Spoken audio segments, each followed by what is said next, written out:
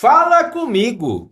Hoje o Fala Comigo é diferente. Eu estou recebendo uma grande amiga, uma pessoa que eu conheço. Na verdade, ela me conhece há anos, né? Porque é uma pessoa que a gente tem uma amizade de longa data, tem uma história linda também, principalmente voltado para a educação, para esse olhar pelas nossas crianças, pelo futuro da nossa cidade de Maracaju.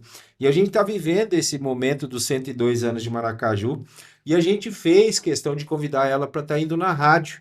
Falar um pouquinho do seu trabalho, onde você é o nosso principal convidado, toda sexta-feira, das 9 às 10, na Rádio Cidade, o nosso Fala Comigo.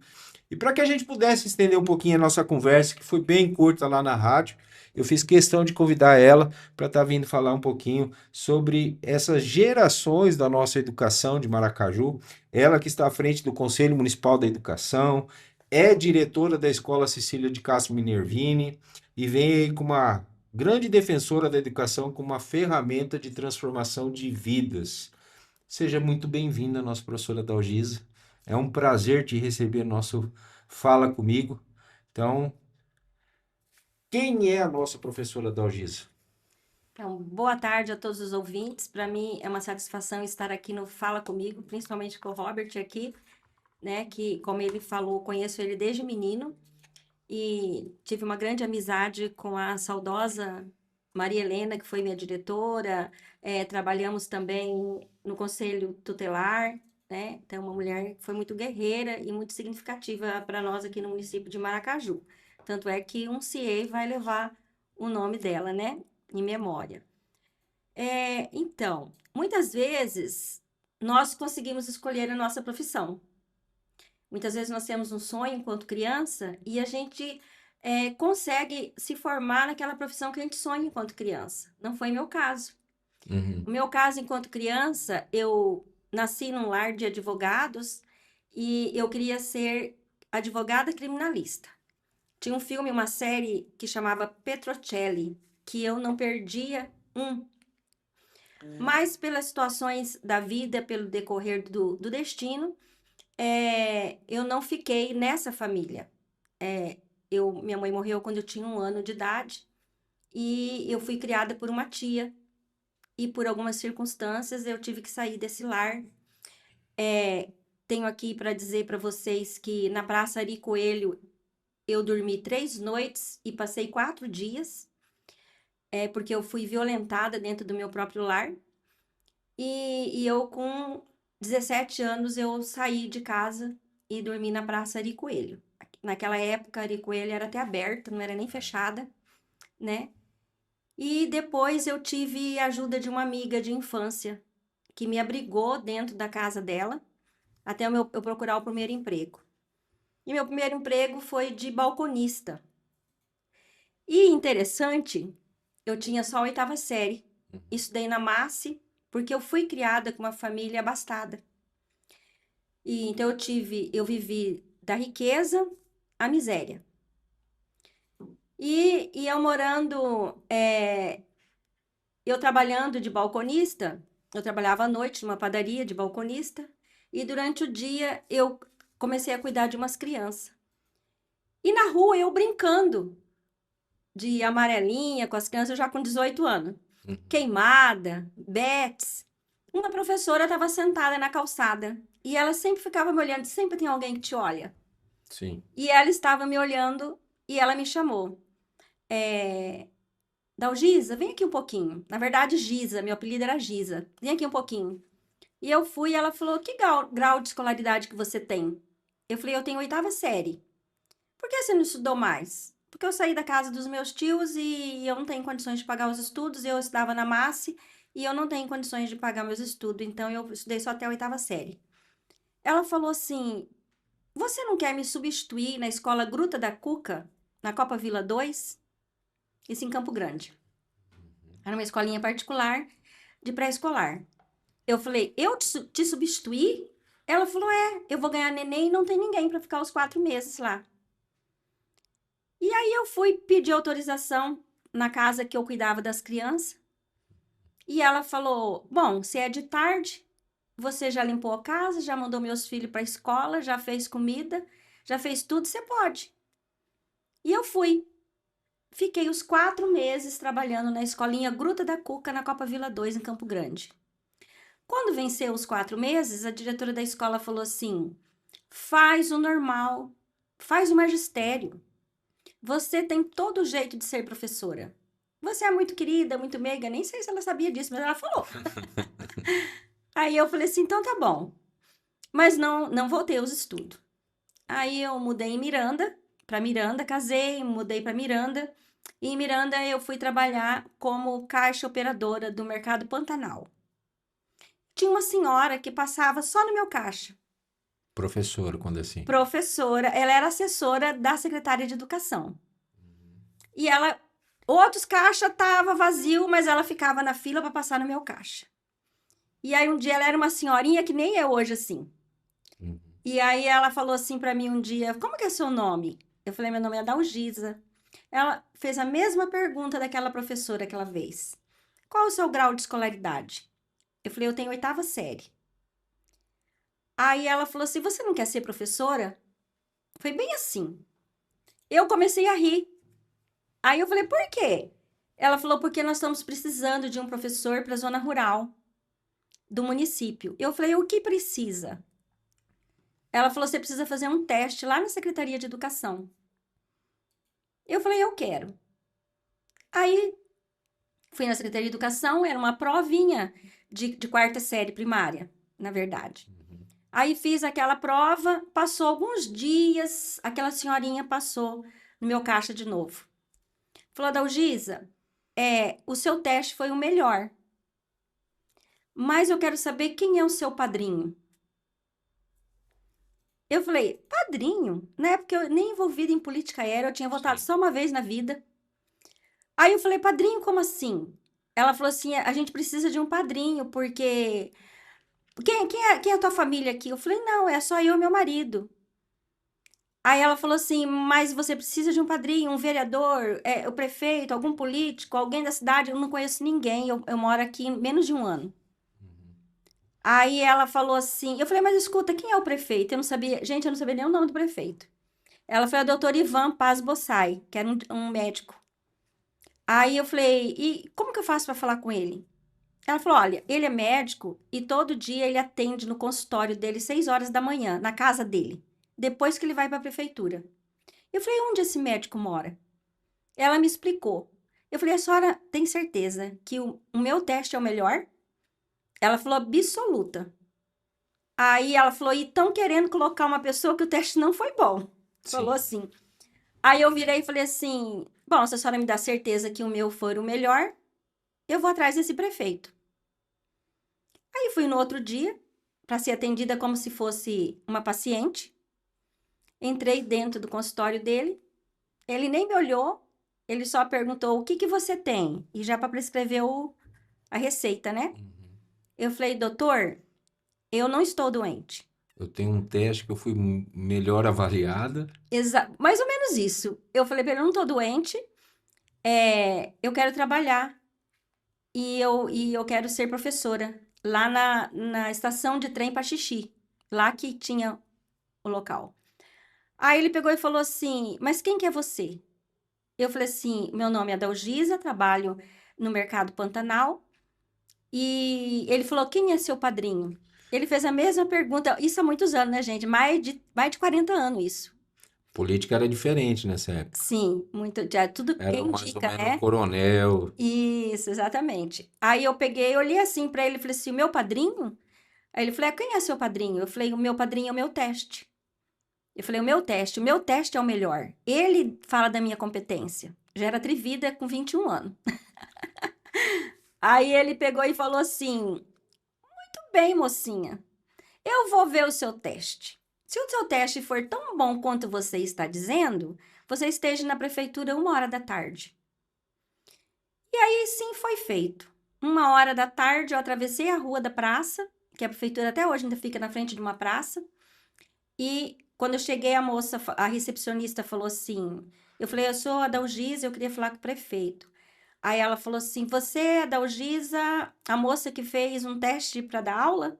Eu falei: isso mesmo. Ela falou: entra ali que o seu Roberto está te esperando. Aí eu entrei, aí ele falou: você trouxe seus documentos? você vai ser contratada. E ali eu fiquei 2 anos dando aula, e depois eu vim embora para Campo Grande por problema de saúde da minha filha, que nasceu muito doente, e lá não tinha condições.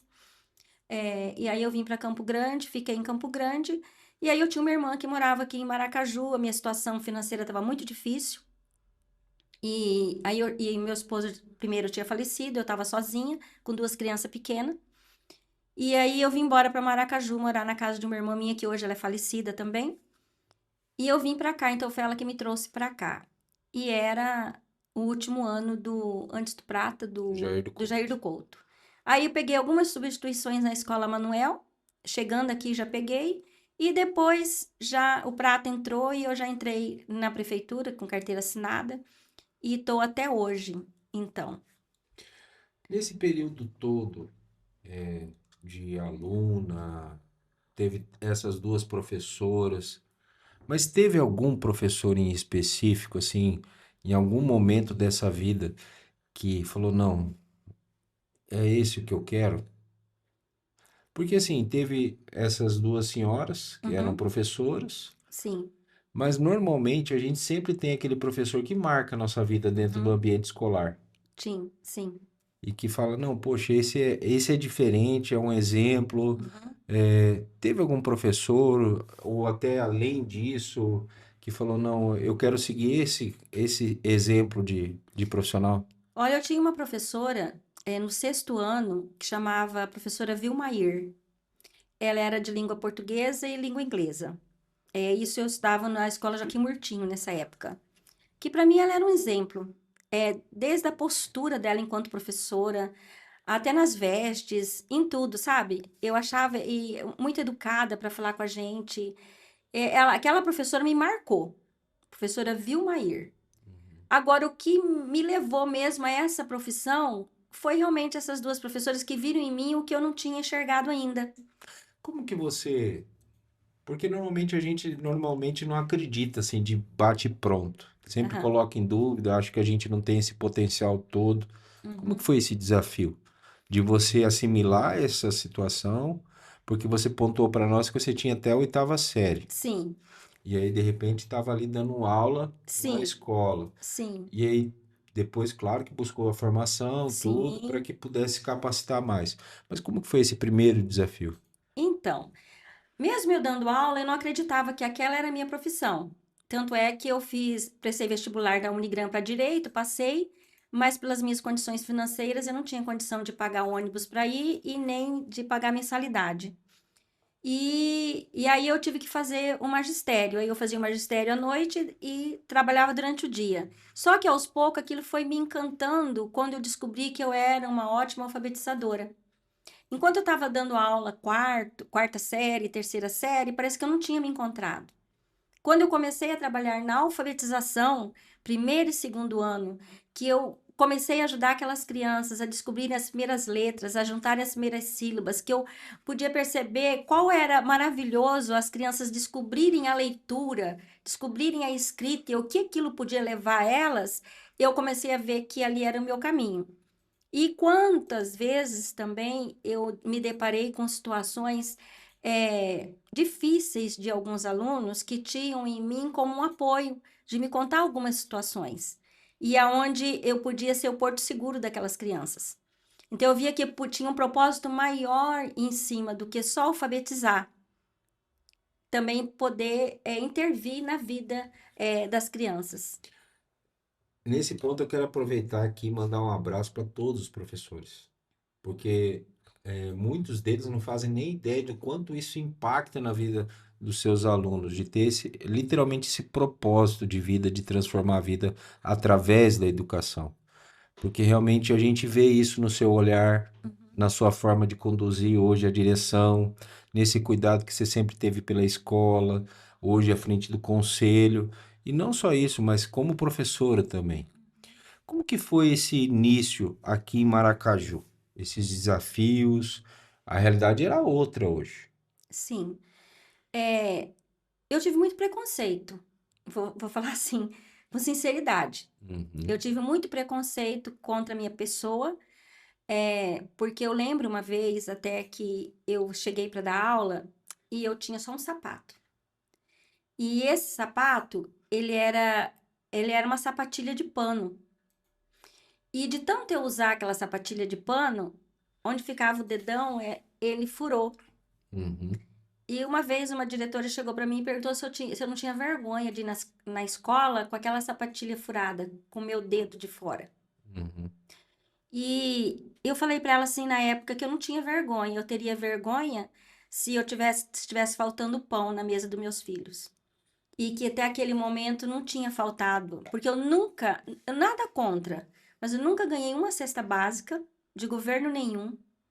Eu nunca ganhei Bolsa Família de governo nenhum. Então, assim, teve momentos que eu passei muito difícil, principalmente quando eu comprei a minha casa. Sobrava, tipo assim, R$ 100 Você guardava. para poder, não, R$ 100 para me manter a comida na minha casa com 4 filhos pequenos. Entendi. Então, às vezes a gente tinha uma salsicha para picar a salsicha para misturar no meio do macarrão para fazer uma mistura. O dia que eu tinha feijão, eu guardava. O dia que eu tinha uma carne, tinha uma salsicha, tinha uma sardinha, tinha um ovo, eu guardava o feijão na geladeira, porque o feijão era mistura. Uhum. Então eu passei assim por momentos assim de muito difícil, muito difícil. Só eu meus filhos que sabem o que eu passei. Não é orgulho, mas eu nunca fui atrás de irmão, nunca fui atrás de irmã, nunca fui atrás de tios, né? Eu nunca fui atrás da minha família, Uhum. porque eu também nunca dei liberdade para ninguém conduzir a minha vida. Porque a partir do momento em que você precisa dos outros, você tem que dar liberdade para os outros também conduzir a sua vida. Então, eu vou passar o que eu vou passar. Eu dei o meu melhor para a criação dos meus filhos, né? Hoje são todas pessoas de bem, né? Com as suas famílias. Eu tenho, não é orgulho, mas eu acredito assim que Deus conduziu a minha vida, né? Demorou muito para mim conhecer a Deus, né? Passei por momentos muito difíceis e o meu encontro com Deus assim foi no fundo do poço, né? Onde eu não tinha mais direção, não tinha para quem olhar, né? E Deus apareceu na minha vida. E eu sou grata a Ele pela toda a superação. Que depois eu fiz magistério, depois eu fiz faculdade, né? Fiz pós-graduação, fiz o curso de coach, né? Com o Márcio Entendo. Michele. Então, assim, porque você tem que buscar conhecimento, Sempre. sempre. E eu tenho muito orgulho disso. Sou muito grata a Deus por eu ter saído da onde eu saí, caminhar pelo caminho tortuoso que eu caminhei. E hoje eu estou na frente de uma direção que, graças a Deus, dia 30 eu entrego para a professora Giovanetti, né? Que eu não quis me colocar à disposição. Sou presidente do Conselho Municipal de Educação. Sou cristã, confio em Deus acima de tudo. Para mim é Deus em primeiro lugar. Depois é a minha família e depois é o meu trabalho, que é a escola. São quantas filhas? Eu tenho 4. Só mulheres, né? Não, eu tenho um menino, o Eduardo. Uhum. Eu tenho a Gisele, né, que é a dona da Jujubinha, né, que é a mais velha minha. Aí eu tenho a Franciele, que ela mora em Dourados, ela fez direito, ela não advoga, mas ela tem a formação de direito. E aí eu tenho o Eduardo, que tem uma empresa de pintura aqui dentro de Maracaju, e eu tenho a Andressa, que é professora igual eu. Só a Andressa que seguiu os caminhos. Só a Andressa que seguiu. O que que a educação representa na sua vida? A educação, ela representa 80% de um ser humano.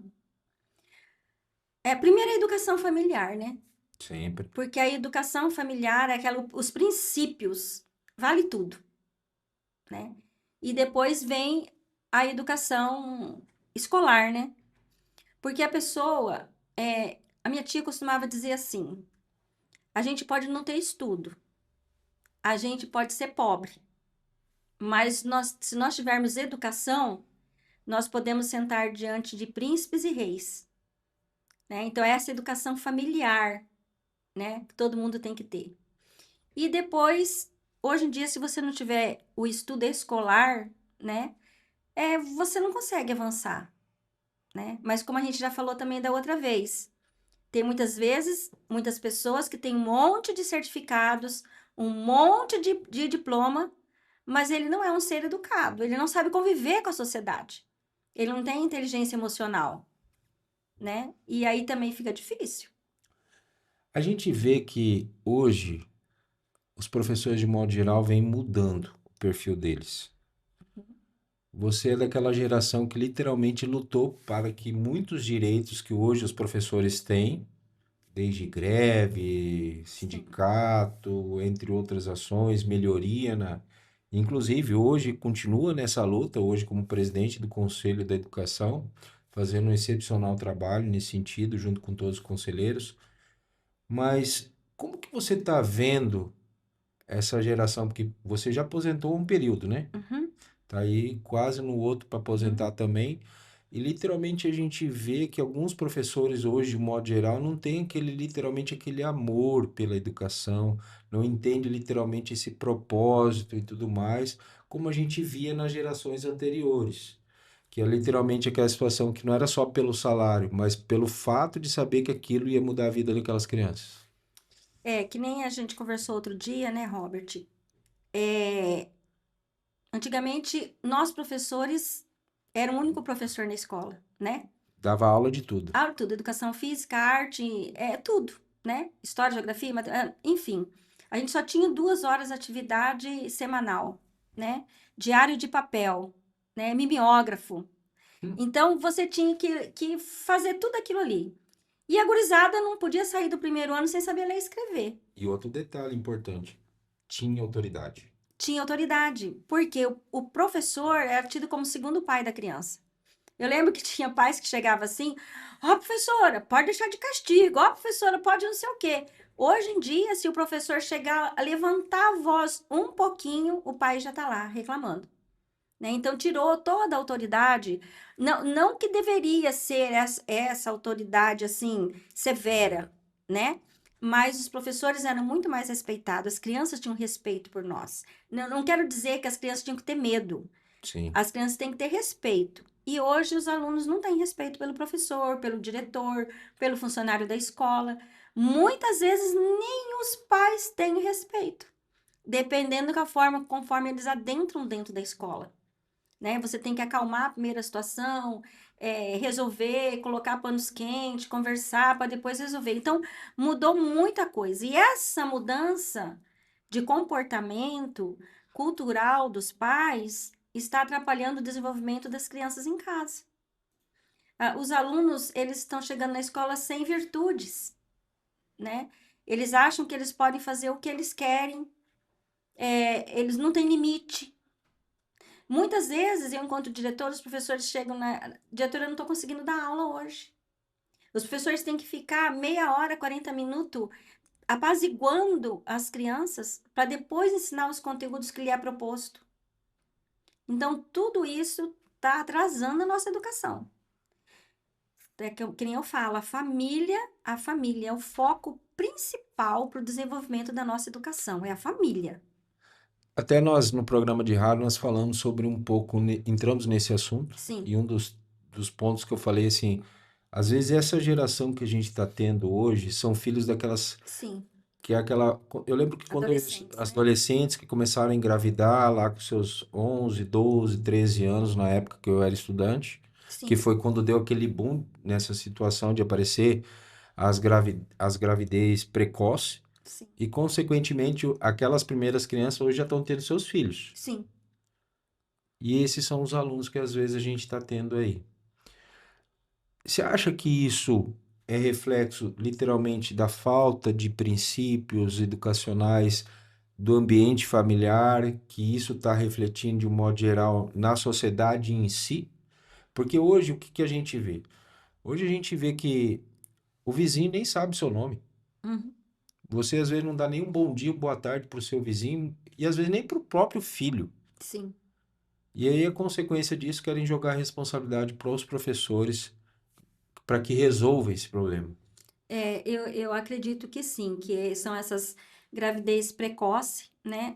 Esse falta de comunicação entre pais e filhos, né? Essa falta de informação, tudo isso tá desembocando aonde? Lá na escola. A senhora lembra em todo esse tempo de carreira educacional, um aprendizado que a sua profissão te trouxe?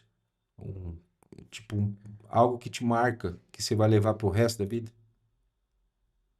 É, eu acho assim que o Senhor me ensinou a ter mais paciência, menos julgamento, porque muitas vezes é muito fácil a gente falar assim, essas crianças estão chegando do jeito que estão na escola, mas até nós que temos uma faculdade, até nós que temos uma crença religiosa, até nós que temos uma preparação, também muitas vezes a gente falha na educação, né, dos nossos filhos. Então, olhar assim com mais amor para as famílias, Se colocar no lugar do se outro. colocar no lugar do outro, isso é fundamental. Que nem às vezes, quando o professor vem reclamar alguma coisa da situação, a gente fala assim, mas olha a situação, né? Olha o que eles passaram também, o que eles passam. Hoje mesmo teve uma situação assim, que eu cheguei na escola, que eu fiquei horrorizada, entende? Mas aí você olha assim, aí você vai puxando, né? Pai, mãe, avós, e é difícil, gente. Porque às É vezes a criança difícil. não tem nem o que comer em casa. E essa criança vai para a escola. Às vezes Exatamente. até para só se alimentar. E frio, Robert, sem calçado nesse frio, criança com chinelinho. Essa semana eu tive um exemplo disso. Eu recebi um relato de uma professora e tal, e até eu fiz a surpresa pro menino. Aí eu levei pro menino uma camiseta do Brasil e tal, levei cobertos e tudo. E, e você vê, às vezes nós proporcionamos para os nossos filhos e às vezes ao lado da nossa casa são realidades que às vezes é aquela coberta que está sobrando na sua casa que pode fazer a diferença na vida das pessoas. Exatamente. Eu acho assim que quando o Senhor fala para a gente fazer ao próximo, e quando pergunta quem é o seu próximo, né? O próximo é aquele que está perto de você, é aquele que naquela hora está gritando, que você está vendo que está necessitado. Você não precisa ficar escolhendo para você ajudar lá longe, é quem está ali pertinho de você, né? É onde você vê o necessitado que você tem que estender a mão.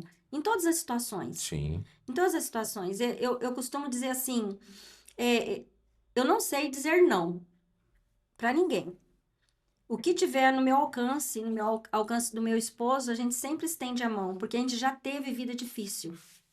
Então, aquilo que a gente já passou, a gente olha para o outro e fala: Poxa, mas se eu posso ajudar aquela pessoa para sair daquela situação, né? Então, por que que eu não vou ajudar?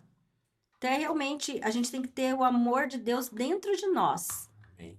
né? E aquilo que a gente faz, a palavra do Senhor, ela fala assim: fazer aos homens assim como se você estivesse fazendo para Deus, né? E aí eu acho que a gente procura fazer o melhor em tudo aquilo que a gente coloca a mão da gente. A senhora acompanhou várias gerações de alunos, professores, estudantes e também vários prefeitos. Sim, Jair do Couto, Prata, Rogério, Reinaldo, Maurílio, o Celso, médico que morreu lá, como é que é? Rogério, Rogério. Marcos. Uhum. Que cada gestão teve a sua identidade, sua ação. Qual que foi a melhor gestão assim que você viu que foi um grande diferencial, um divisor de águas na educação de Maracaju? Você me apertou sem me abraçar, É. cara. Não, mas assim, a senhora pode pontuar Tá, cada ponto que a então senhora acha cada um importante. que eu acho importante. Por exemplo, do Jair do Couto, eu não tenho o que dizer, porque foi muito pouquinho. Eu substituí ali alguns dias, tal, então foi quando eu estava chegando aqui em Na Maracaju, Terra Prometida. que foi 88, então quer dizer assim, no finalzinho. Então eu não só recordo da fisionomia mesmo, Jair do Couto. Do Prata Braga, que foi o concurso, né? Que ele lançou a primeira vez que teve concurso, foram as obras, que ele fez. É isso que eu lembro dele, porque a gente lembra aquilo que te marca, ou positivo ou negativo, certo? E a loucura continua, E a loucura continua. continua. Aham, então. E aí depois nós tivemos o Dr. Rogério, né? Que o Dr. Rogério, que foi a produtividade que a gente recebia, né? Ele também teve concurso na gestão dele. E no Dr. Rogério teve uma coisa importante também, que as creches, elas eram assistencialistas até então. E aí é onde veio a lei pela LDB que as creches teriam que ser educacional, né? Então tinha que passar para a Secretaria de Educação e eu estava nessa transição. Que tanto é que meus dois primeiros anos de creche era a dona Lorena, que era assistente social, né, a mulher do prefeito, que tomava conta das creches. Diretor não era professor, né? E aí depois eu estava nessa transição que passou para a educação. Para a educação, e o Prata foi que construiu a primeira creche. Que na verdade a creche, não foi construída a creche, foi ali do lado da SEMA, que era uma casa que era do Prata, Que era a casa do prefeito, da né? casa do prefeito, exatamente. Ali construiu a primeira creche, eu fui a primeira professora, eu e a professora Simone Marcondes. Então ela tinha uma salinha e eu tinha outra salinha, a gente perpassava por todas as turmas. E lá na Juquita, do lado da Igreja Assembleia de Deus, acho que pai do Higino tinha uma casa lá, e aí que foi uma creche domiciliar, Uhum. que a diretora até era a esposa do finado Adercino, que também ela não era professora, mas não precisava ser professora na época. Sim. E aí eu ia lá, eu atendia lá as crianças perpassando por todas as turmas, com musiquinhas, atividade, assim. Começou assim a educação, dentro dos CIEs. Aí depois, quando passou para a educação, aí já teve que ser diretor, tinha que ter pedagogia, enfim. Então houve essa transição aí na época do Do Dr. Rogério. Rogério. E foi construída a auxiliadora, Dura. né, que foi a primeira creche, assim mesmo, a auxiliadora. E depois veio o ex-governador, o Reinaldo. Reinaldo. Aí o Reinaldo, que teve 2 anos sucessivos, né? 2 mandatos sucessivos, onde ele trabalhou mais na infraestrutura, né? Construiu mais escolas, construiu mais creche, e foi mais voltado mesmo para a infraestrutura, né? Depois que tudo é importante, né? Quando Sim. a educação, ela tudo é importante, é É uma formação, engrenagem, né? Tudo é, é um elo. tudo precisa. É igual o nosso corpo, né? Todos os nossos sentidos são necessários. A professora precisa da sala limpa, que é feita pelo auxiliar de serviços gerais, para que ela possa dar uma aula, como as crianças precisam da merenda, que precisa da merendeira. Então, Material assim, é didático, didático. Então, assim, é um elo de ações aí. exatamente. Aí depois do, do Reinaldo, Veio o primeiro mandato Maurílio. veio primeiro o mandato do Maurílio, que não foi um mandato bom também, mas que também foi voltado à infraestrutura. Ele continuou, né? Uhum. Essa mesma linhagem, né? E também nós tivemos o primeiro rateio do Fundeb, que aí nós tínhamos a Ludemar, que nem eu passei, era presidente do Fundeb, eu era vice-presidente, e sempre quando a gente via alguma coisa de um repasse maior, comunicava para ele, e era feito o rateio Entre os entre os professores. professores. Então, isso aí foi bem bacana também pra gente. Aí depois veio o Celso Vargas, né? Aí o Celso Vargas, ele deu. Foi a época que o professor ganhou mais, porque isso falando em base salarial, né? Porque nós tivemos, aquele dia eu falei para você que tinha sido 20 e poucos por cento, mas não. Depois eu pesquisei, foi 40 e poucos por cento que nós tivemos de aumento nos 4 anos. Uhum. Então também foi dessa forma. A Ludemar também era presidente do Fundeb, eu era vice-presidente também, que a gente continuou com a mesma linhagem. A sua mãe também na época fazia parte do Fundeb. E aí, sempre quando tinha o aumento salarial, só que aí em vez de fazer o rateio, porque a gente já tinha um outro entendimento. Aí quando fazia o rateio, aquilo levava para o piso. Em vez de fazer rateio, subia para o piso, É. porque aí ficava incorporado como salário. Foi quando a gente chegou praticamente igual ao Estado. Porque hoje nós temos uma diferença grande, né, do Estado para o município, como É o tinha 16º, né? antigamente. Eu nem não me recordo bem, assim, não vou te falar preciso, mas é bem mais o Estado ganha do que a gente, né, que nem era antes. Sim. E aí depois voltou, e aí o Celso, assim, foi bom pra gente nisso. Aí depois veio o Dr. Maurílio, Por dois de mandatos. novo, por 2 mandatos. Aí no Dr. Maurílio a gente teve formações, várias formações, que aí eu lembro do Salto para o Futuro, eu lembro várias formações do Pacto, eu lembro várias formações que teve para os professores, né? Não teve um aumento salarial considerável, tanto é que depois começou a congelar de novo. Mas a gente teve outras Outros situações, ganhos. outros ganhos. E depois veio o Marcos Caldeirão. Aí o Marcos Caldeirão começou a estruturar as escolas. Porque antes, tipo assim, se eu quisesse uma folha de sulfite, eu tinha que comprar. Se eu quisesse um giz bom, eu tinha que comprar. Se eu quisesse um material didático diferenciado, eu tinha que comprar, eu, professor. Então a gente não tinha uma escola equipada. E aí, com o Marcos, houve Esse essa, investimento. esse investimento. Por exemplo, na Escola Cecília, eu fui para lá em 2020 como professora. Nas nossas salas de aula, nós tínhamos as carteiras e tínhamos a mesa do professor. Não tinha nem sequer um armário, né? As salas eram um ventilador.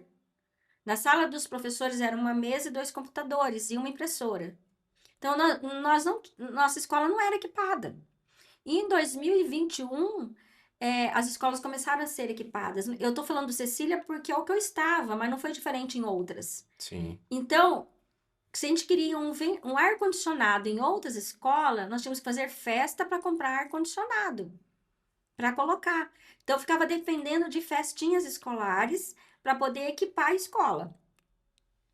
E aí, no Marcos, não. No Marcos, quando ele veio, em 2021, na minha escola, ar-condicionado foi colocado em todas as salas. Depois, quando foi construída a outra ala, em 2023, foi colocado ar-condicionado em todas as salas. Até na cozinha tem ar-condicionado, né? E nas repartições administrativas tem ar-condicionado. Falta muita coisa ainda nos prédios, falta. Falta. Que nem, por exemplo, eu como presidente do Conselho Municipal de Educação, hoje eu mais os conselheiros tivemos ali para avaliar 14 escolas para dar o tempo de autorização que cada uma vai ter de funcionamento. Sim. Então, tem escola que vai funcionar por 2 anos, por 3, por 4, por 5, até tem escola por 1. Por quê? Porque na hora que, eu não sei se são engenheiros, arquitetos, mas na hora que vão construir esses prédios, Eles não perguntam para quem usa o prédio. exatamente. E aí a gente que, tipo assim, somos da fiscalização do conselho, a gente se demanda com muita coisa faltando, entende? E eu não entendo porque é uma planta federal. E aí, como que é construída uma coisa que não está em consonância com a legislação? E a questão não é só essa também. A realidade do Ceará é diferente do Mato Grosso do Sul. E o projeto tem que ser padrão. Sim, E na realidade cada um tem a sua prerrogativa, um calor a mais, um calor a menos. Então, assim, sim. cada um tem a sua identidade regional. Olhando para todos esses anos, toda essa evolução, a gente vê que mudou o jeito também de ensinar. E isso foi muito bom você falar. Como que você está vendo esse futuro da educação? Então, o futuro da educação de Maracaju, eu tenho esperança a partir do momento em que veio a educação imaginal para cá, que também foi um avanço dessa gestão. Então, como que nasceu isso? Em 2018, as escolas faziam um projeto do Agrinho pelo Sindicato Rural, né? Até mandar um abraço para a Ana Nery. Isso, que é pioneira nisso, né? E a Ana Nery, eu estava trabalhando na época lá na Escola Júlio Miller de Vista Alegre, eu era coordenadora lá, e nós estávamos com muitos alunos desistindo da escola, né? E na perspectiva assim, se meu pai vive com aquilo que tem, eu também vou viver do mesmo jeito que meu pai viveu. Então, sem perspectiva de uma formação, de um avanço. E na época, a gente chamou a Ana Nery e pediu socorro, ajuda, né? E ela, como prêmio, porque foi um aluno de lá que foi escolhido, foi o trabalho de uma professora, ela nos levou lá em Pompeia para conhecer a escola Sujin Nishimura, né? Isso, Nishimura. E aí a gente conheceu lá e nós ficamos encantados com a metodologia de trabalho, só que em escola particular, né? E aí de lá para cá, ela veio cultivando isso em nós, né? Na equipe que esteve lá em Pompeia. E, enfim, quando o Caldeirão ganhou, né? Ela foi atrás do Caldeirão, da Carol, e desse pessoal que estava na Secretaria de Educação, e agora, por fim, da professora Silvana. E aí teve a lei do Catito, né? Sim. Do vereador Catito, e aonde em algumas escolas estão trabalhando essa metodologia, né? Que é a escola de Vista Alegre, escola João Batista, escola Cecília. De tanto eu acreditar, eu que fui atrás, porque eu queria que na minha escola tivesse, né? Uhum. E nós estamos engatinhando. Esses dias nós tivemos a presença do Tom do Canadá, que foi um inventor dessa filosofia de trabalho. E agora, semana passada, nós tivemos os paraguaios lá de Assunção, que vieram visitar a nossa escola, porque lá eles estão trabalhando em escolas particulares. Então, no mundo, o único município que está numa escola pública é Maracaju, né? Então, é uma filosofia de trabalho, não é método de ensino. É uma filosofia no qual nós vamos trabalhando com as crianças de dentro para fora. Então, o professor tem que mudar o seu pensamento para que mude do aluno também. E até um dos pontos chaves nessa filosofia que eu acho extraordinário é entender que cada aluno tem o seu jeito de ensinar, E autonomia. entendeu? Adquirir autonomia. E isso mesmo, a forma de pensar, de... Porque a gente não pode mais levar as pessoas no cabresto, né? Você Já tem que. foi, né? Já foi, você tem que pensar do jeito que eu penso, né?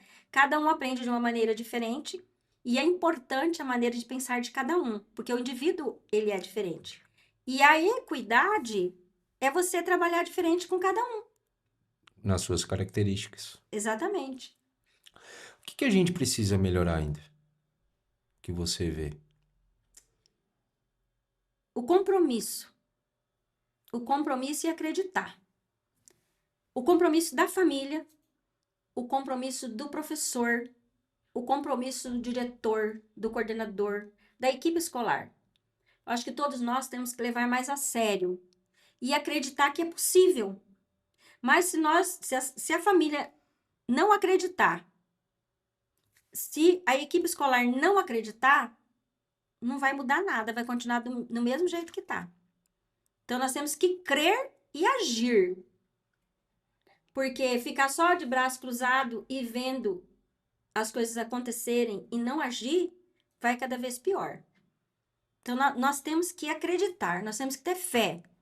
E realmente, mãos dadas, família e escola. A família que é presente na escola. Até o professor olha diferente aquele aluno. Com certeza. Né? Porque se o pai cobra, ah, infelizmente é assim. Né? Então, eu vou trabalhar com aquele aluno que o pai cobra. Mas o pai cobrar com responsabilidade. E respeitando a autoridade do professor. Exatamente. Então, é de mão dupla. Professora, a gente passou por um momento muito difícil que foi a pandemia, onde os professores tiveram que se reinventar para poder ensinar, gravando vídeo, caminhando material, e foi um momento muito difícil. Consequentemente, hoje a gente tem várias crianças aí que foram passadas de ano e, consequentemente, não sabem nem ler às vezes. Como que você vê isso? Aonde que a gente errou aí? Claro que a gente passou por um momento muito difícil que não teve, mas a gente hoje, por exemplo, não escuta mais sobre reprovação, que aquele aluno reprovou e tudo mais, e até virou muito essa situação de tipo, os índices têm que ser alcançados, as metas têm que ser batidas, e consequentemente a gente vê essa defasagem educacional no aprendizado das crianças de modo geral. Como que você vê isso? Ó, talvez o que eu vá dizer para você aqui, você vai se escandalizar. Mas não tem problema, porque é o que eu penso. A educação no Brasil está falida há muito tempo. A pandemia foi só uma desculpa Sim, daquilo que já vinha acontecendo. Porque, é que nem eu falei, antes, quando não tinha educação de 9 anos, que eram 8 anos, o ensino fundamental, os nossos alunos saíam da quarta série, nós falava primário, né? sim. Saía da quarta série primário sabendo as 4 operações, com os verbos na ponta da língua, com os pronomes, porque eu lembro que eu era professora de quarta série e eu tomava o ponto dos alunos, né? Que nem falava antigamente, e tabuada, né? E as crianças saíam do primeiro ano lendo Caligrafia. caligrafia e saía do primeiro ano lendo. Com as modernidade do sistema educacional, que mudou tudo, aí essas coisas vieram mudando e perdendo, sabe, o rumo. Aí hoje nós temos alunos no quinto ano que não lê, então não é a pandemia, é antes da pandemia. Aluno no quinto ano que não lê, no quarto ano, no terceiro. Aí agora a nova lei é que os alunos têm que sair do segundo ano lendo. Nunca devia ter se perdido isso. Com certeza. Depois veio a lei que primeiro ano não reprova, não reprova mais, né? Se reprova só por falta. Isso nunca devia ter acontecido. Então, são coisas que foram se permitindo na lei brasileira da educação que não devia nunca ter permitido. Então, as coisas vão se perdendo aí, sabe? É devagar que vai entrando e vai se perdendo. E a gente vai simplesmente assimilando e Vai deixando, vai aceitando, aceitando. eu acho que um grande avanço que nós tivemos como município, de um modo geral, é criar o Plano Municipal de Educação. Sim, E aí onde nós podemos discutir de forma eh, bem objetiva o que Maracaju pensa sobre a educação, para exatamente. visar esse planejamento a curto, médio e longo prazo, né? Sim, por exemplo, ontem nós chegamos, né, de Campo Grande, que nós tivemos lá no Plano Estadual de Educação. Eu fui representando o conselho, aí foi o Sandro representando a Secretaria de Educação, a Karine também, o sindicato custeou essas despesas, né, a prefeitura entrou com a parte da van, né, e aí foi um conjunto, né, o sindicato, o Sintrema, juntamente com a Secretaria Municipal de Educação, onde proporcionou que oito pessoas fossem a Campo Grande. Nós ficamos lá 2 dias para ver o plano estadual de educação, para nós fazermos agora o nosso plano municipal de educação, né? E foi de grande valia. Aí, quando a gente vai num encontro grandioso desse, a gente vê assim, nossa, é muito sonho, é muita coisa boa, né? E a gente tem que trazer para nós. E tem que acreditar que isso vai acontecer, tem que implementar para melhorar. Mas aí você se depara que, mas não vai dar certo. E aí você vai para um outro município e vê que está dando E certo. ver que tá dando certo. Olha, eu tive em Penedo o ano passado, ou mês passado, pelo Conselho Municipal de Educação, e eu tive falando com o pessoal lá do Ceará que o índice é o maior índice do Brasil, né, na alfabetização. E tudo que eles colocaram ali é maravilhoso. Então, tem planos assim fabulosos, né? Que eu e a secretária já estivemos conversando sobre algumas coisas, algumas situações, que quando eu estive nesse congresso lá, foi o congresso mais difícil para mim, pelo, pela distância, por ficar muito tempo em aeroporto, dormir no aeroporto, enfim, muitas situações difíceis assim. Foi muito cansativo, mas foi o que eu mais ganhei em conhecimento. E eu trouxe para ela e a gente está conversando, né, sobre algumas situações, algumas coisas, para ver a possibilidade de estar implementando também aqui em Maracaju, né? Você está findando a direção da escola. Uhum. São quantos anos de direção? Então, nessa vez agora, deu 5 anos e meio. E na gestão do Celso eu fui diretora há 4 anos, né? Como que é dirigir uma escola tão importante num bairro bem populacional do nosso município de Maracaju? Paciência, resiliência, amor, se colocar no lugar do outro ali, ouvir. Eu costumo dizer assim, a nova diretora falou, dá os dias, será que vou conseguir? Vai, porque a cadeira que a gente senta, ela molda a gente, né? Então, se você senta aqui, é que nem o Robert, é vereador. Então, a cadeira que ele senta molda ele. O prefeito, a cadeira que ele senta molda ele. Às vezes, antes de ser prefeito, é uma coisa. Depois que você senta ali, você vê que é diferente. A secretária de educação, às vezes, pensa muita coisa, mas senta ali, ela molda, ela te segura em algumas situações, né? Então, ser gestor escolar não é diferente. Você tem que ouvir o profissional, você tem que ouvir o professor, você tem que ouvir o pai, você tem que ouvir o aluno, né? E tem que ser ponderar, tem que ter paciência. Às vezes as pessoas pensam assim, eu via no olhar de alguns, ela não vai tomar decisão. Realmente, naquele momento eu não tomava decisão. Eu pensava para depois tomar uma decisão, porque você tem que tomar decisão a todo momento. Lógico, quando é alguma coisa emergencial, você tem que tomar a decisão na hora, não pode ficar esperando. Mas tem algumas situações que você pode esperar para ser mais Você não assertivo. precisa dizer o sim de imediato. Sim, exatamente. Não precisa. Tem que É, pensar. tem que pensar. Tem que pensar. Nesse período todo, que projeto você desenvolveu lá que te enche de orgulho? Ai, gente, olha, eu acho assim que eu tive muito avanço com os pais. Muito avanço.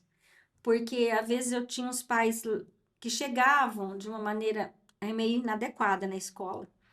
E aí a gente com conversa, com carinho, sabe? Eu acho assim que eu fiz um trabalho muito bom com os pais. E com os funcionários também. Eu ouvi bastante eles ali, né? Uhum.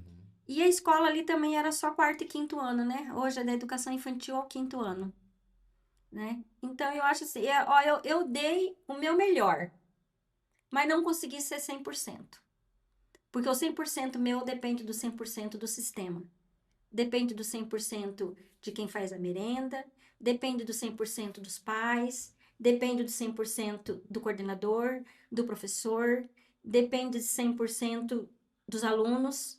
Então, ninguém pode falar que é 100%, porque você não é único, né? Então, o seu 100% depende de 100% dos demais. Olhando agora para o nosso Conselho Municipal de Educação, Meu sonho. qual que foi a principal missão? O Conselho Municipal de Educação, como foi criado, é o primeiro conselho, nós entramos sem saber como trabalhar nele. Eu fiz parte de vários conselhos já, Conselho da Assistência, Conselho do CMDCA, né, Conselho da Saúde, aqui faço parte do Conselho da Saúde do hospital. Então, eu fiz, mas é diferente. Então, nós fomos colocados, nós fomos escolhidos pela secretária anterior e o prefeito. Eles nos escolheram. Nós fomos convidados e quando nós sentamos assim, o primeiro dia na mesa, eu e mais 8. Daqui nós temos que tirar o presidente, o vice-presidente e o secretário. Ninguém queria ser o presidente, porque ninguém sabia que rumo tomar. Principalmente por ser um conselho deliberativo, fiscalizador, né? E aí, o pessoal olhou para mim e falou assim: vai ser você, Dalgisa. Não sei se é por causa do meu cabelo branco, né? Enfim. Aí eu falei: eu nunca fui de correr de desafio, né? Aí eu falei: então tá, eu vou ser. Aí eu fiquei como presidente, seu João como vice, né? E teve secretário. Já mudou muita gente dentro do conselho nesses 4 anos. Muitas pessoas entraram e saíram. Aí eu fiquei 2 anos como presidente. Aí eu podia ter nova eleição para presidente, porque o mandato é só de 4 anos. Mas aí o pessoal falou: Dalgisa, a gente quer que você continue como presidente. Eu falei: amém, eu também quero continuar. E aí eu continuei como presidente. Nós vamos ter eleição. Aí tá. O que que nós fizemos? O conselho é o órgão que rege todas as leis do sistema educacional. Então, nós temos o sistema de educação. Quem está dentro do sistema de educação? A Secretaria Municipal de Educação, que é a secretária de Educação, juntamente com a sua equipe, que é a executora Sim. das ações. E o Conselho de Educação, que ele é deliberativo e normativo nas leis, né? E aí nós temos dentro do sistema quem? Sistema Municipal de Educação, todas as escolas municipais, né, da rede municipal, e as escolas particulares tocante à educação infantil.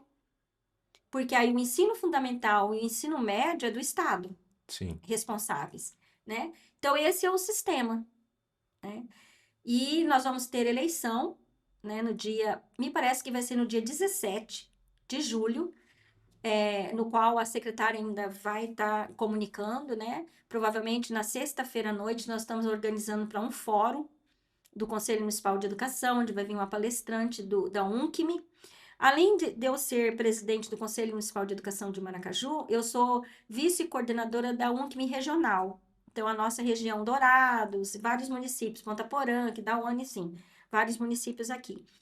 E aí ela vai dar uma palestra, vão ser convidados todos os profissionais de educação, onde hoje nós temos um regimento próprio do conselho, né, que a gente que criou, né? Então, nós vamos estar lendo esse regimento e vamos estar colocando à disposição daqueles que querem ser conselheiro, se colocarem à disposição para voto.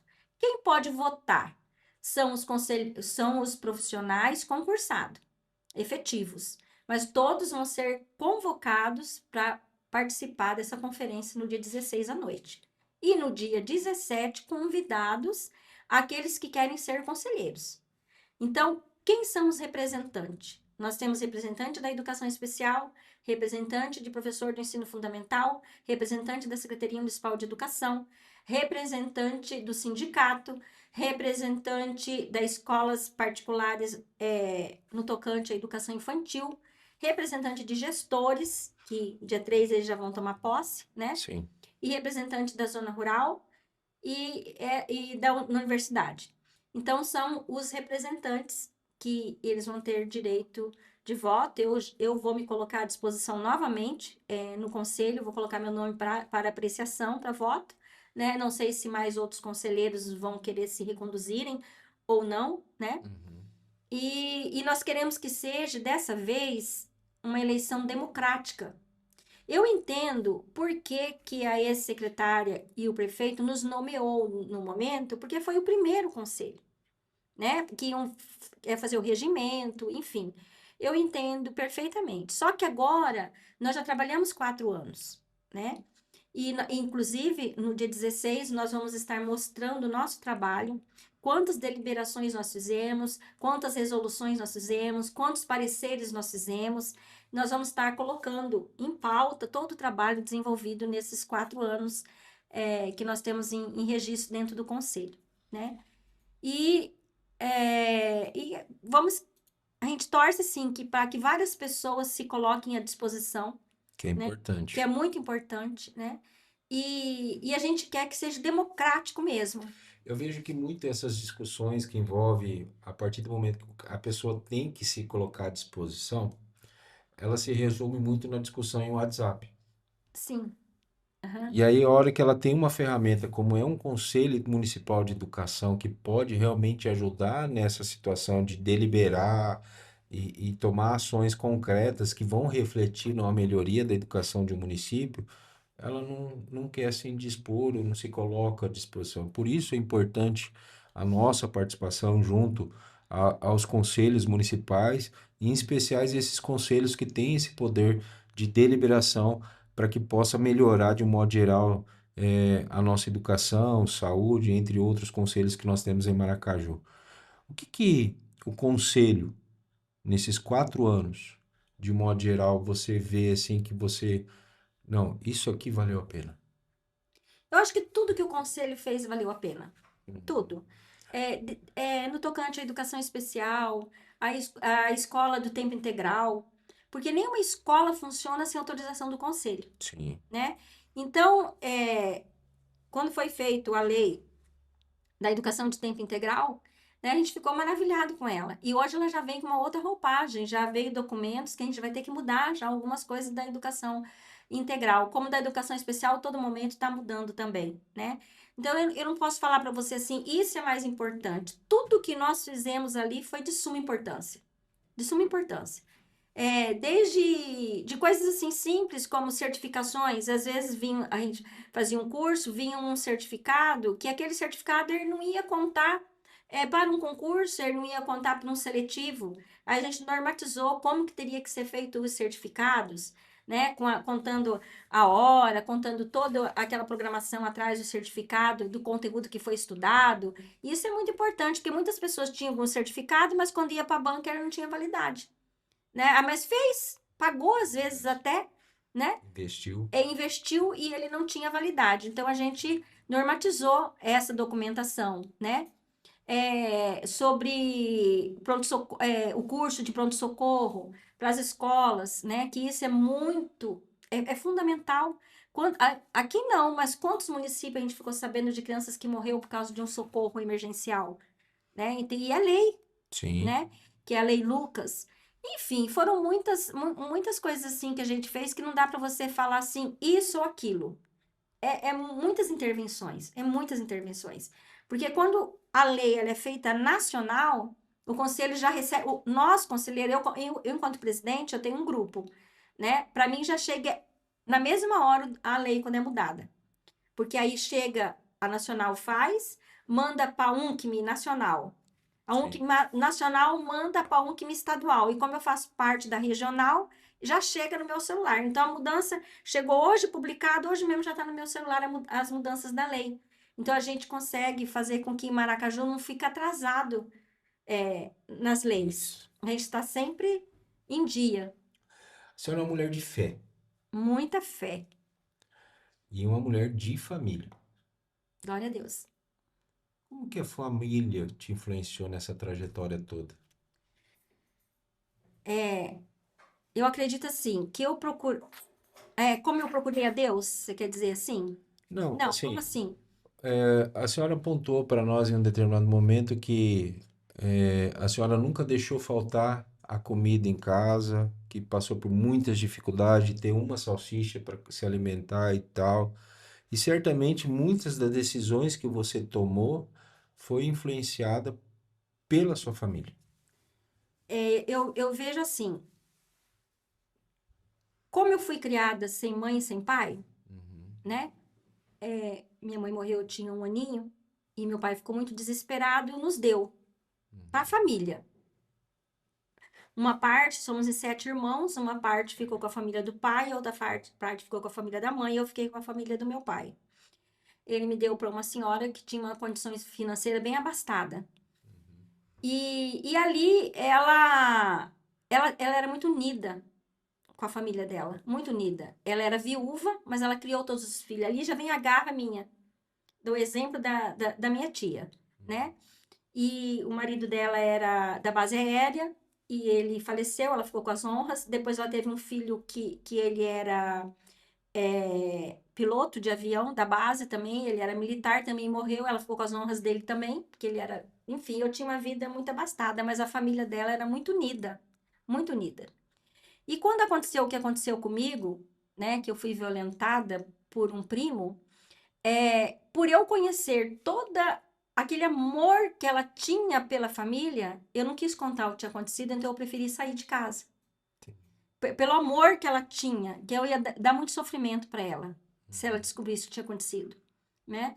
E aí eu não procurei ninguém. Aí eu fui, que nem eu contei, eu fui para praça, fiquei ali até uma amiga minha me ajudar. Então esse negócio de família para mim foi muito forte, porque eu fui criada ali, naquela proteção dela com os filhos dela, por mais ser uma mulher viúva, né? E eu errei muito na minha vida, tive casamento que não deu certo, né? Fiquei viúva também. Tive muitos erros na minha caminhada, por fraqueza mesmo, né? E depois acabei conhecendo meu esposo, que é o José Maria. Ele não é pai de nenhum filho meu, né? Mas ele registrou meu filho, né? Ele não tem filho dele mesmo, né? Ele tem os meus netos como neto dele, né? E tem meu filho como filho dele.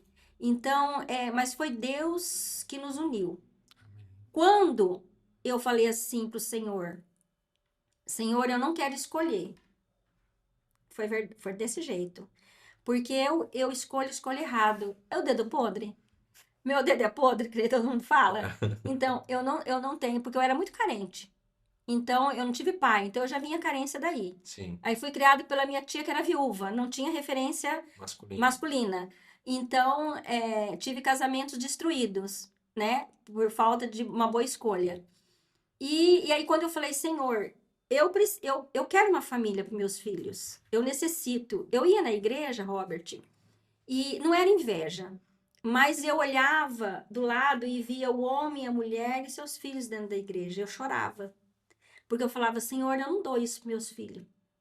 Eu, quando que eu vou ter isso? Quando que eu vou poder ter isso? Ah, me emociona. E aí, eu falei, mas eu não sei escolher.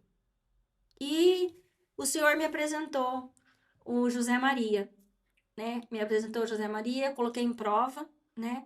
Tive a resposta que era de Deus, né? E nós casamos, e ele é o homem da minha vida, é o pai dos meus filhos. Ele é uma pessoa maravilhosa. Já são quantos anos de casado? 23. Que Deus continue abençoando Amém. vocês. Você fala muito. Você falou desse momento que você aceitou Cristo na sua vida, que foi um dos momentos mais difíceis. Você quer compartilhar um pouquinho desse momento com a gente? Foi, assim, foi muito difícil. Eu era casada com um homem que bebia muito. E ele chegava em casa bêbado todas as noites. E eu ficava muito preocupada. E eu saía para fora de casa e ficava olhando. Eu morava na rua Valtrudes Ferreira Musi. E eu ficava olhando porque ele chegava caindo todos os dias. E eu ficava muito preocupada de ter acontecido alguma coisa com ele. Aí, quando via que ele chegava, ele falava assim para mim: vai esquentar minha comida. E porque as crianças estavam, eu botava as crianças para dormir, para não ter barulho, as crianças não acordar. Eu esquentava a comida e eu vinha servia para ele que tinha que servir no prato. Aí tinha uma mesinha assim na sala, ele pegava e colocava em cima da mesa e ele dormia no sofá. E eu ia pro quarto dormir com as crianças. Aí eu já dormia com as crianças porque eu ficava com medo. E aí ele acordava de madrugada, puxava meu pé, me derrubava no chão e fazia eu esquentar a comida de novo para ele porque a comida estava fria. E aquilo foi me trazendo muita angústia, muita angústia. Aí no fundo da minha casa tinha uma igreja, Assembleia de Deus, Missão, e tinha vindo uma pregadora de fora. E aí eu lembro que eles colocaram o caminhão no meio da rua e ela começou a pregar e a minha angústia era muito grande. E a primeira vez que eu ouvi falar de Deus, porque eu não conhecia a Bíblia. E eu tinha a Gisele, que era a minha filha mais velha, tinha uns 7 aninhos, o outro 6, 5, 3, era assim, uma escadinha. E aí eu peguei eles e fui assistir aquele culto.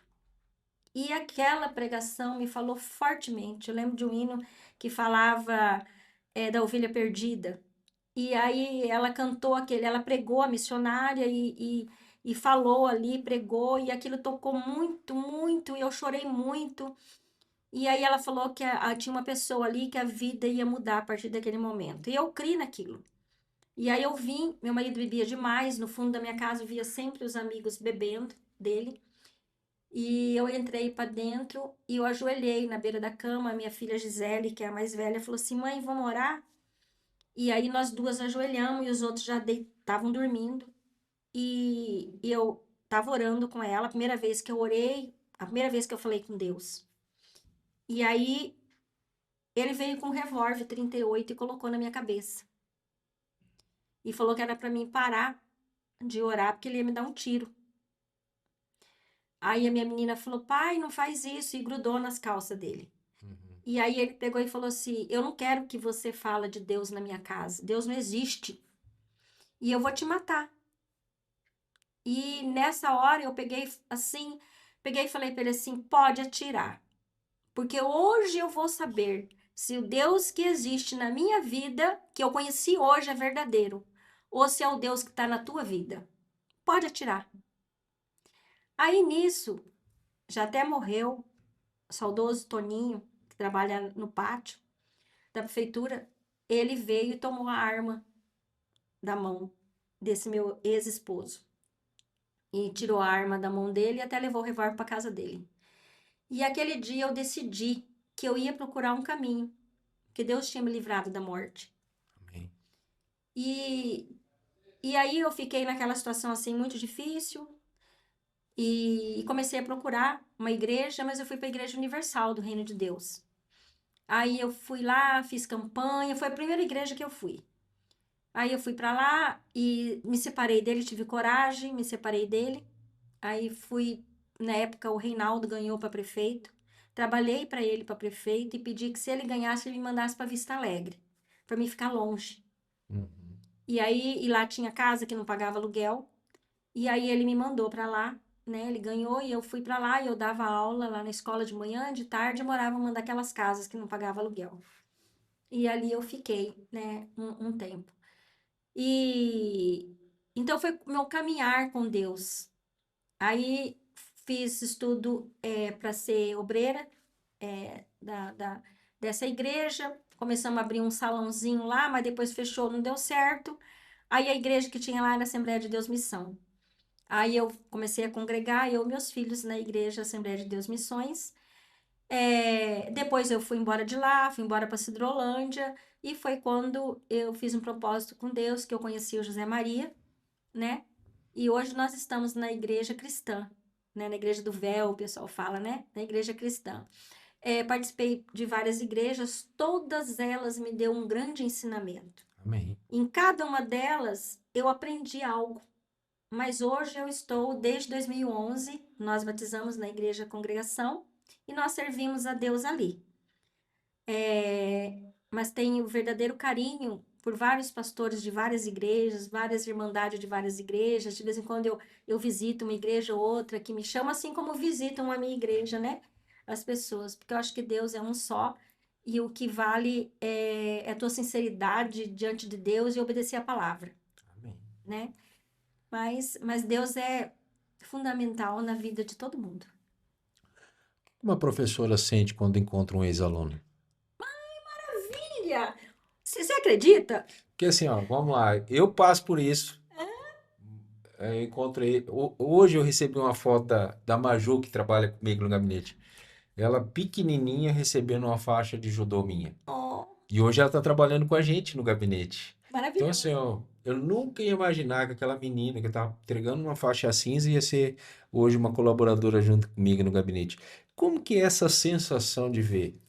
Olha, eu tenho isso assim muito forte em mim. Por quê? Porque eu morei muitos anos no Egídio Ribeiro. Então, desde aquela construção daquela escola Valtrudes, eu era presidente de bairro. Então, na época, a gente carregava balde de água para construir aquela escola. Nós ajudamos os pedreiros a construírem, nós que éramos Moradores. moradores ali, a construir aquela escola. Então, ali eu trabalhei, dei aula para as crianças e depois eu dei aula para os pais, sabe? Para os filhos Sim. daqueles pais ali. Então, eu dei aula para eles, depois eu dei aula para os filhos deles. E isso é muito, muito bom. Mas o que me marcou muito, assim, foi uma situação em 2012, 9, 10, 11, 12, acho que 2013, 2014. Eu dei aula para um grupo de crianças ali no Valtrudes, né? E primeiro ano, sempre dava aula no primeiro ano. E eu dava aula no primeiro ano e o segundo ano fechou. Eu ia dar para eles no segundo ano, fechou. A Escola Valtrudes virou CIEI. Você lembra disso? Sim. E aí, os alunos todos foram para o Educar, né, ali no antigo Pereirinha. Fomos para lá. E eu fui para lá também, como professora concursada. E aí eu peguei os mesmos alunos que eu tinha dado no primeiro ano, os pais fizeram um combinado com a secretária na época, com a Cleuertz, que eu seria professora dos filhos deles no segundo ano. Tanto é que eu ia no ônibus junto com as crianças. Porque teve um movimento grande, você lembra que o Sim, pessoal queria eles não queriam que fechar. fechasse a escola. E aí eu fui junto com eles para as crianças e dei aula para essas crianças no segundo ano. O ano passado, eu, muito famosa na minha casa, recebo convite de 3 alunos que estavam terminando o ensino médio Amém. no Manuel, que queriam que eu fosse assistir a formatura deles. Aí a minha alegria foi tão grande que foram 9 que foram meus alunos no primeiro ano, no segundo ano, e os 9 estavam formando no terceiro ano do ensino médio. Que bom. Entendeu? E aquilo, assim, foi uma alegria muito grande, porque eles lembraram de mim. Sabe, eu tirei foto com eles, tudo foi assim, muito bacana. Então, foi muito significativo. E hoje eu tenho lá na Cecília crianças que são filhos de alunos que Ali foram do meus. Valtrudes. Do Valtrudes, isso. Legal. Professora, a gente está chegando ao nosso fim. Foi um bate-papo show de bola. Tem muita coisa ainda que a gente deixou de falar, como Márcio Michele, coach, esse trabalho que a gente sabe que você tem. De repente, vamos marcar um segundo capítulo para entrar nesse assunto. Mas eu queria que você olhasse para essa câmera aqui agora. Pensasse naquela jovem que encontrou aquelas duas senhoras lá no caixa do mercado. E que conselho você daria para aquela jovem? Que bom que você seguiu aquelas 2 pessoas, porque hoje você está no lugar que está. Porque muitas vezes a gente quer um caminho para nós e não deixamos Deus nos conduzir. Então, sem mesmo você saber, Adalgisa, que Deus estava conduzindo a sua vida, Deus já estava. Amém. Porque Deus te conhecia desde quando você estava no ventre da sua mãe. Então, Deus já tinha um propósito na sua vida, que não ia ser de derrota. que a sua vida, o propósito que Deus tinha para você ia ser uma vida de vitória. E Deus está te usando aonde Ele te coloca. Amém, amém. Com essa mensagem linda, esse testemunho de vida, essa história que realmente nos enche de orgulho de ter uma pessoa tão boa como essa ajudando a nossa educação de Maracaju, a gente está encerrando o nosso Fala Comigo, onde quero te agradecer, que Deus continue abençoando você, o Zé, a família, as meninas, o menino. Quantos netos? 10. Então, E é uma bisneta. e uma bisneta. Então, assim, que Deus continue abençoando muito vocês. Foi um prazer. Com certeza nós vamos te chamar para uma nova oportunidade, porque tem muita história para ser contada ainda. E com isso nós encerramos o nosso Fala Comigo. Lembrando que toda sexta-feira nós temos o Fala Comigo na Rádio Cidade. Um forte abraço. Deus abençoe.